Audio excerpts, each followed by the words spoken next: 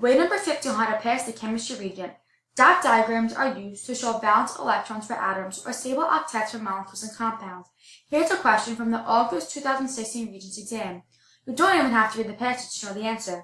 The question is asking for a Lewis electron dot diagram for a fluoride ion. Fluorine has 7 valence electrons, which is not a stable octet.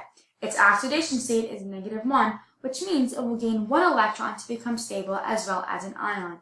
Any of these answers shows fluorine as a stable ion. The next question is asking for a water molecule. Check the periodic table to find the number of valence electrons for each element. Water has 2 hydrogens and 1 oxygen. Hydrogen only needs 1 extra electron to become a stable duet, so the 2 hydrogens share 1 electron each with oxygen to make oxygen go from 6 valence electrons to a stable octet of 8 valence electrons. These answers represent the angular molecule and the sharing of electrons between oxygen and 2 hydrogens to become stable all around. For the next question, check the periodic table of elements to find potassium and iodine. Potassium has 1 valence electron iodine needs to become stable.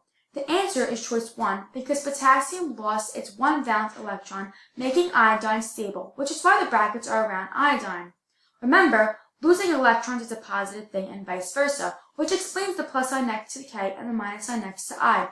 Now try to do the next question from the January 2018 Regents on your own. If you've gotten any of these answer choices, do be correct. Thanks for watching.